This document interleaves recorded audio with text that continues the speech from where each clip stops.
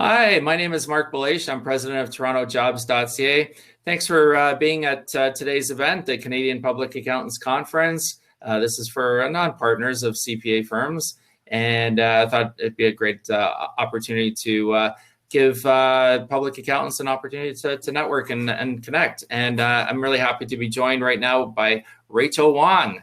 Thanks, Rachel, Hi. for being here. So we're going to really cover off your background and kind of where you are and how you got to where you are and so on. So we start today with you went to McMaster University, you did a Bachelor of Science with honors in biochemistry. So what was the background of that? How did you get to there?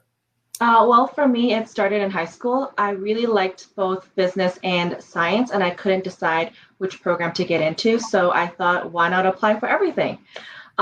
Fortunately or unfortunately, all the schools I applied to accepted me, and so I had to make a decision again. I decided based on proximity, and I decided to go to McMaster for life science. After the first year, I met like a counselor who also got a minor in accounting. So I thought that was genius. I should do that too.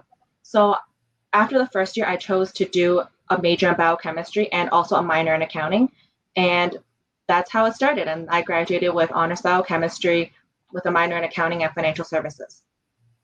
So then you took a course at Athabasca University with the intention of going to Queen's. Yes. In Kingston. So you were there for 1 year? It was only a summer program. Their nickname for it is accounting boot camp.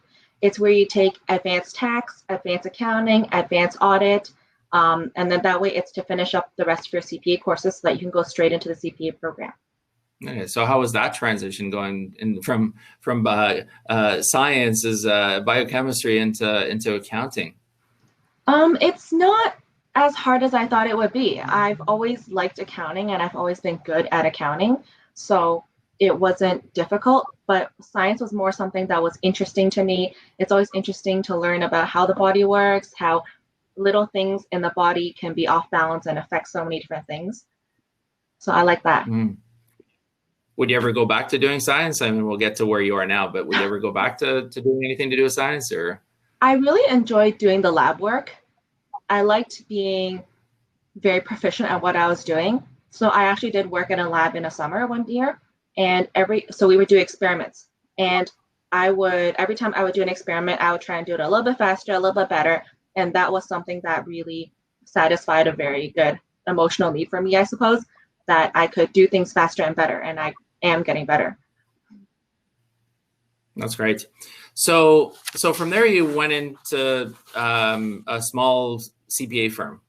Yes. And you got into doing notice readers, tax returns, T1s, T2s. Yes. What did you like about that part of it? How did you, how did you feel about that after graduating from university? Well, I really enjoyed it. My purpose was to try and learn as much as possible. And that's why I chose to work in a small firm. That way I could do a lot more things. I've had friends who graduated and went directly into a big four firm. And let's say my friend in audit, he would be working, he'd be a senior, he'd be a manager. I'd ask him something like, do you know how to file your own taxes? And he would have no idea how. And so I didn't want to be that kind of person. And I wanted to learn how to do a little bit of everything. So I learned how to do personal tax returns, corporate tax returns. I also learned how to do things that are not quite accounting related, but relate to the person itself, such as applying for child tax benefits, applying for HST housing rebate, things that you would not normally do unless it was a very small firm where you work directly with the client. Gotcha. Okay, so from there, so you were there for a little while with that firm, right? And then what was your next thinking? Now this is about 7 years ago, just for people to know how long we're talking about here. So what was your next step, and what made you trigger to make a change?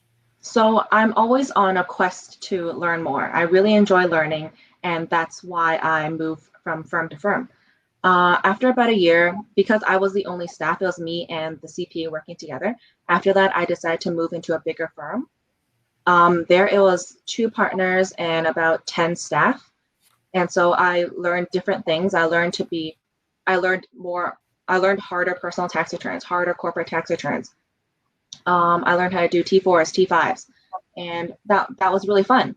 And after about a year or so, I became pretty, I guess I became one of the more senior people, and I started leading a team there.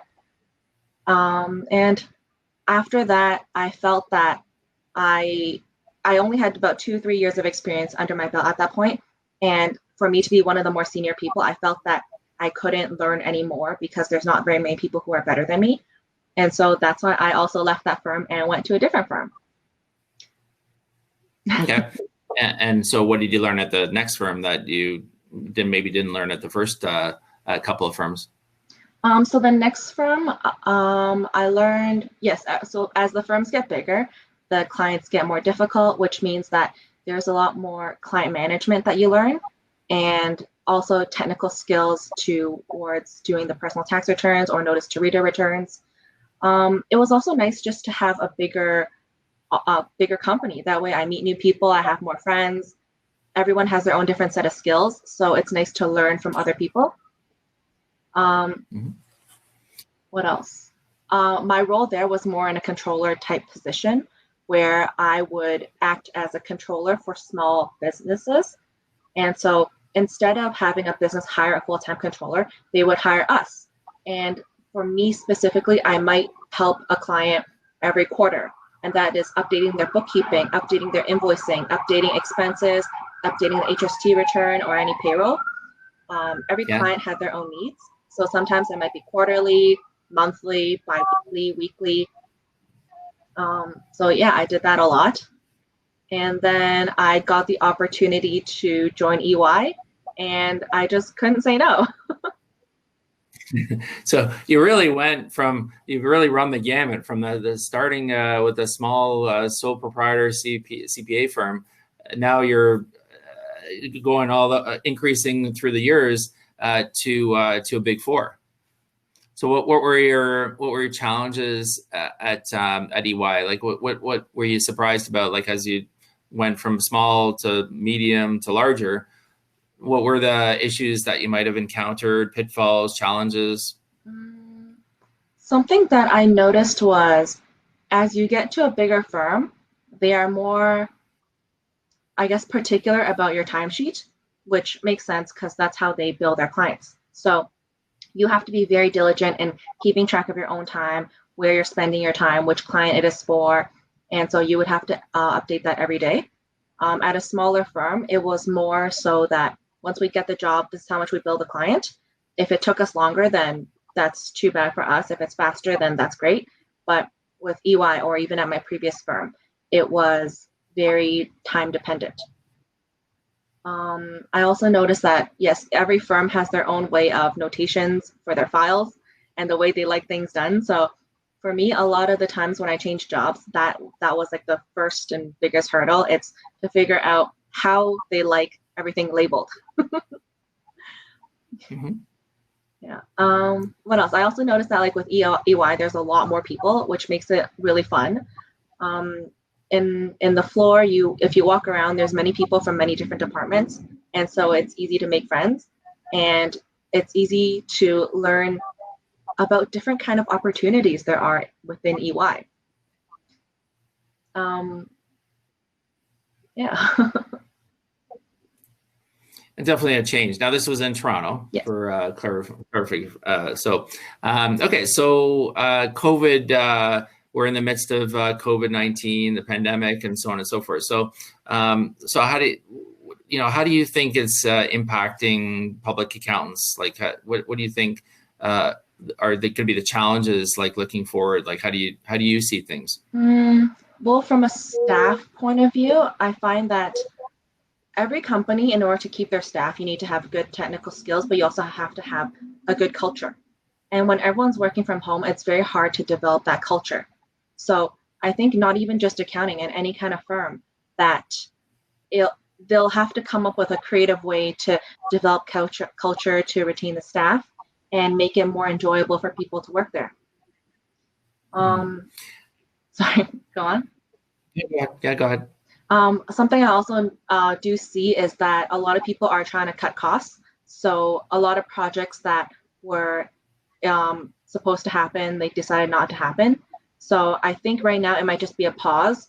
And until people feel more confident in the market and the economy, then the projects will come back again. It's just all a matter of timing. Right. I was speaking with somebody last night who said that some of these businesses are setting up plexiglass between desks so people can come back to work, right? Come back to an office, because employees are unclear as to they haven't been given a lot of information, like, are we going back? Are we not going back? Some of these larger companies like Google, Amazon, TELUS have basically told a lot of corporate employees that, look, you're not coming back until 2021 now. Whereas it was, originally it was like June, and then, maybe September, and now it's rolling into next year. So I think businesses are going to have to really figure out, and obviously it's impacting the commercial real estate world as well, in terms of what's going to happen with all these businesses if an office space, if everybody's working from home. So are you set up, like, what would you prefer to do? Be working from home or be working in an office? You mentioned about having the opportunity to meet other people by going to bigger firms, but do you have a preference? Have you become accustomed to working from home, or? I do enjoy both. I think in my perfect world, there will be a combination of both, where let's say you can choose to work from home certain days or work in the office certain days. I do understand, because of the COVID precautions, you might need to book certain days that you work in the office. And so that would still be pretty good, because we're very social creatures, and a lot of times, like at work, we need to interact with other people in order to get that fulfillment. One thing that I found funny was, my friend works in TD Tower, and they did a study where they said if they were gonna have the TD Tower occupied at 50% capacity, it would take 6 or 7 hours to fill the building because of the elevator limitations. So I think it's more, so right now the challenge isn't that the space is too close to work in, it's the elevator. That is the restriction from letting people come in and out as they please, I suppose. Yeah, because I guess you can only have 2 or 3 people on the elevator at once, right? Yes. Yeah. So interesting changes, right? Yes. With everything happening and things to think about, and where things may switch to, and so on. So, I read this study last week that said that 51% of employees complain that their coworkers are using internal messenger and chat functions, Microsoft Teams, and so on, for personal reasons as opposed to for business. Like, they're sending out personal messages.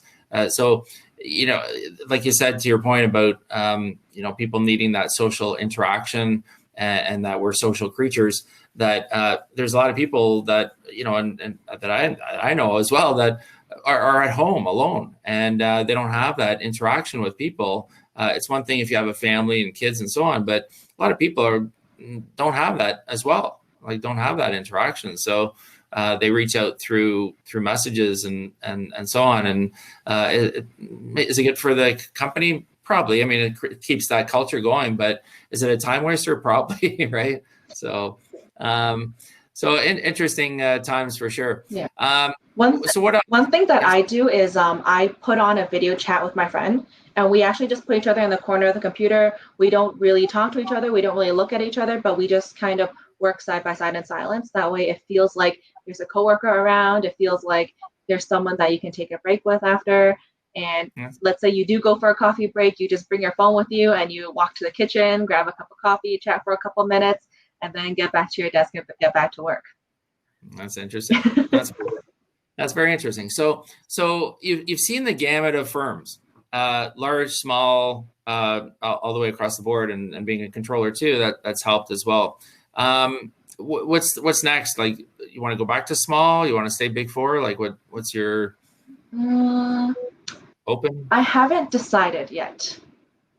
Okay. I'm still really curious about so many things in the world, where I think that I just need to get a different kind of perspective right now. So maybe work in industry for a bit, and then if I don't like it, then I might come back to public accounting. I really haven't decided. It's all about what interests me and what can captivate my interest. I'm very good at what I do, but doing the same thing every day is a bit tedious. So I need something that challenges me, something fun and exciting, something innovative, and yeah, something that will keep me happy. Yeah.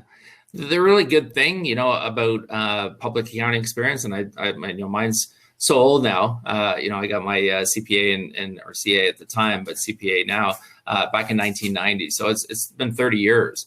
And, one of the things that has been really, really great about it, even though at the time I probably didn't realize, is that, with public accounting experience, you can go into so many different directions. You know what I mean? Like you have so much exposure to different companies, organizations, how organizations run, how they keep their accounting records, if they're up to date, if they're out of whack, especially small business, like small firm, you really get to see that, where you get those shoebox audits, right? Where Yes. they come in with a bunch of receipts, and maybe not in today's world as much because, things are so much more automated than they were back then. But, I had the opportunity as well. I started my career at KPMG, and I didn't like the big audits. I was put on like big mining companies, big banks, and I saw a little tiny microcosm of the whole company, the whole organization, and then I had an opportunity to get in with the small business side in the enterprise division with KPMG at a smaller office and in Toronto. And I just learned so much more. I mean, dealing with the owner managers, dealing with the senior level staff, they respected that you were there and that you were helping them and you were giving them specific advice as to how they could save money on taxes or how they could, get better reporting. That was a lot more valuable. I think you also Did you learn feel a that way? lot more people skills too, such as how to politely ask clients for documents, how to politely ask them again. um, Yeah. yes, and you learn how to speak with people. You learn how to see things from a big picture point of view. You know that the point for an owner, it's not about doing things right, but about doing things that helps them save money. So yes, you can say, Yes. here's all the technical jargon, here's everything step by step that you need to do. They just worry bottom line, how can I save money? So you get the result and you need to work backwards to figure out how you can help them out. So it's a different kind of puzzle, and it's a different challenge because every company is different. Yeah. And so your next step, you're saying, well, I might go into industry or might go into back into public accounting. My next step out of public accounting was to go to Prudential Insurance, which was a monstrous company, $3 billion in revenues in Canada alone, let alone worldwide. And that one, I was back to the big, like the KPMG when I first started, in big mining companies, big financial services. And again, a little microcosm. And I stayed there for 3-4 years before then I got into recruiting. And that was when I was really, now I'm a little bit more comfortable. I had 8 years of experience at the time. So similar to you, I mean, you're now at the point that you've had, kind of 6-7 years of experience. Like you can jettison out to a lot of different areas right now, with your background. Very invaluable experience. Mm-hmm. So no other thoughts as to where you want to go or anything, huh? Well, I do have an interest in real estate, particularly just downtown Toronto real estate, because I was trying to buy a condo many years ago. So I started doing my research many years ago. I looked at pre-construction units, and now all the pre-constructions are coming and they're out and they're ready and people are living in there now. So in my mind, I've already got that knowledge from 5 years ago. So now it's just telling me, oh, this is ready now. I know about this project already. So it's been fun. Like I learned so much about real estate. I don't know. There's so many different avenues that you can pursue within real estate and perhaps accounting. Like if I can just combine that somehow, that I think that would make me happy. Yeah, for sure. Well, that's great. I mean, any other, we have lots of people that are not only behind you in terms of experience, but also ahead of you. Where does the future lie for you? Like you mentioned about maybe real estate, but, kind of thinking ahead 5-10 years. Have you given that thought in terms of real long-term career planning? I think at some point I do want to start a business. I have a very entrepreneurial mindset and I do want to put that to use. I just haven't found a particular industry or a particular product or service that I'm that passionate about yet that I want to put in 100 hours a week yet, or 100 hours worth of work to do. So there's a saying, it's called, it says working 50 hours for someone else is called stress. Working 50 hours for yourself is called passion. That's true. I just need to find my passion. Well, when you work for yourself, because I'm running a business too, it's not the 50 hours. The 50 hours is the 50 hours working as an employee, but it's the 70, 80, 90 hours as a business owner. So, but that is passion, and you're absolutely right that you have to be really passionate about starting up your own business. And you know what, like, it's really great having your own business. You can make a lot of different decisions. You have different stresses for sure, but having your own business has a lot of rewards as well. But you got to be really, like you said, passionate about what you're doing, the kind of industry, kind of work, and so on. So, all right, great. So, any other thoughts? Like, if you look back to your last few years and your experience in public accounting. Any other, kind of differences between the firms, any other challenges, anything we haven't talked about that you want to share with the people watching? One of the biggest challenges I had was probably applying for my first job. I do have a science background, and so it made it pretty difficult for me to get into the accounting field. What I actually did was I worked for somebody for about a year, and it was more on a volunteer basis. That way I could learn all the skills I could learn. Sometimes life isn't about money, it's about learning skills that are useful and about time. So I think that if there's any young people out there who's trying to figure out what to do, don't base all your decisions on money. Think about what you can get out of it as well. At the end of the day, your time is valuable. You only have one life, and you don't want to spend all that time chasing money. You want to chase skills and passion and connections and friends. So yeah, don't make your decision just based on money. That's great. Great point. And like speaking with someone like you, and I'm assuming that it's okay for people to connect with you as well on LinkedIn and otherwise. Sure. I'm putting you on the spot here. No problem. I do like answering questions, and I do like mentoring people, so I don't mind. Yeah, it's so important, like the networking part of it. I mentioned it for people that watched me at the first part of it, is that 80 to 90% of jobs are found through the hidden job market. These are jobs that are never advertised. Mm-hmm. And what you've described, like connections and you volunteered and it led to an opportunity. These are a way a lot of jobs are found.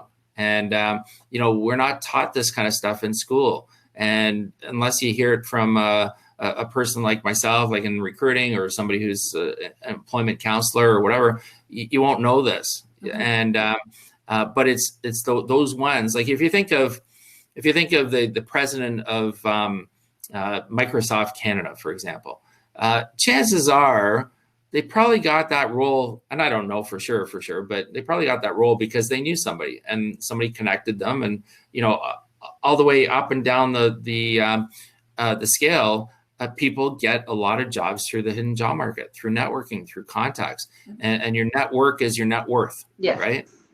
That helps you with stuff. So it's really great chatting with you, Rachel. And I wanted to let everybody know as well that if anybody's interested in connecting with myself or Rachel, of course, feel free to reach out to us on LinkedIn, and then also there's. We have about another half hour left in this event, so you can go into the networking area, and you can see the little live now as well. So you can hop in there and connect with people, one-on-one conversations. We've set the platform so people can speak with somebody a minimum of 30 seconds, maximum of 10 minutes, but it could go longer than that if they'd like. And then I'll be back here on the main stage at around 10 minutes to the hour. that will be 3:50 in the Toronto time if you're in the Toronto time zone. And you can, and I'll be sharing some concluding final remarks and thanks and so on. So Rachel, I want to thank you very much. You've been awesome. Really great knowing your background and seeing your experience and having such a breadth of firms. That's fantastic. You know, not too many people have had the chance of going from Big Four to sole proprietors, or I guess sole proprietor first to Big Four. So congratulations on that. That's awesome. Thank you for having me. No problem. So I'm going to wrap things up. If you can just hold on for a second, Rachel, and everybody else can go into the networking area and join me in about 20 minutes on the main stage. So thanks very much. And hold on, Rachel.